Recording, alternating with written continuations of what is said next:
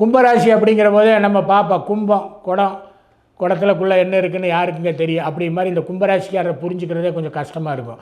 அப்போ அந்த கும்பராசியில் அவிட்ட நட்சத்திரம் 3, 4 பாதம் இருக்குது. சதய நட்சத்திரங்கள் ராகு பகவானோடது 4 இருக்குது. பூரட்டாதி 1, 2, 3ன்னு சொல்லக்கூடிய குரு பகவானோட நட்சத்திரம் இருக்குது. அப்போ ராகு, குரு, செவ்வாய் 3மே அதுக்குள்ளே இருக்கிறாங்கன்னு அர்த்தம். சனி பகவானோட வீடு. சனிக்கு 2ஆம் இடத்துல தான் இருக்காது. பாதச்சனி நடந்துகிட்ருக்குது கும்பராசிக்கு. அப்போ பாதச்சனி நடந்ததுன்னா என்ன பண்ணும்? பாதச்சனி நடக்கிற போது என்ன செய்யணும்? கொஞ்சம் வண்டி வாகனத்தில் போகிறவங்க கும்பராசிக்காரங்க கவனமாக போகணும். அவசரத்தை போகக்கூடாது. எப்படிப்பட்ட சூழ்நிலையும் தன்னுடைய நிலையை தக்க வச்சுக்கொள்ளணும், தடுமாறக்கூடாது.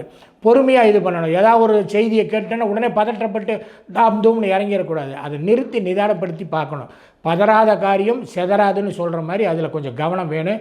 வாகனத்தில் போகிறவங்க கண்டிப்பாக நிதானத்தோடு போகணும். ஏன்னா இடுப்புக்கு கீழே அடிபடுன்னு சொல்லுவாங்களே, அந்த மாதிரி பாதச்சனி நடக்கிற போது அந்த மாதிரி சில நேரத்தில் தழும்பாக்கி விட்டுரும். அதில் எச்சரிக்கையாக இருக்கணும்.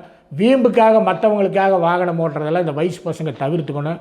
பெரியவங்களாக இருக்கக்கூடியவங்க இந்த காலகட்டத்தில் எந்த விதமான அட்வைஸும் பெரியவங்களுக்கு பண்ணாமல் ஒரு சஜஷன் கொடுக்குற மாதிரி சொல்லணும்.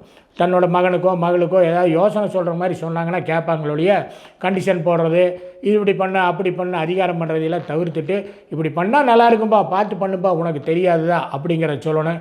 கல்யாணத்துக்கு வேண்டான்னு முரண்டு பிடிக்கிற குழந்தைங்களுக்கு பக்குவமாக சொல்லி அதை கல்யாணம் பண்ணி வைக்கிறதுக்கு உண்டான வாய்ப்புகளை உருவாக்கி கொடுக்கணும்.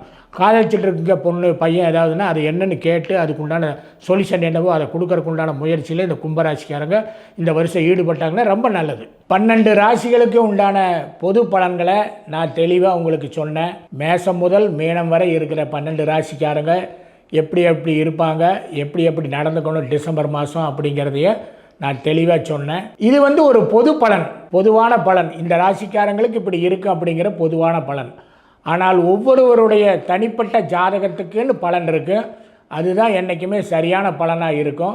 உங்களுடைய ஜாதகத்தில் எப்படி இருக்குது, எனக்கு என்ன மாதிரி இருக்குது, என்னோடய பலாபலன்கள் நல்லா இருக்குதா, எனக்கு யோகம் இருக்குதா அப்படிங்கிறத பற்றி தெரிஞ்சுக்கணும் அப்படின்னு நீங்கள் விரும்பினால் கீழே இருக்கிற நம்பருக்கு ஃபோன் பண்ணுங்கள். ஒரு சிறிய கட்டணம் தான், அதை செலுத்தி உங்களோட பலனை நீங்கள் தெளிவாக கேட்டு தெரிஞ்சுக்கலாம்.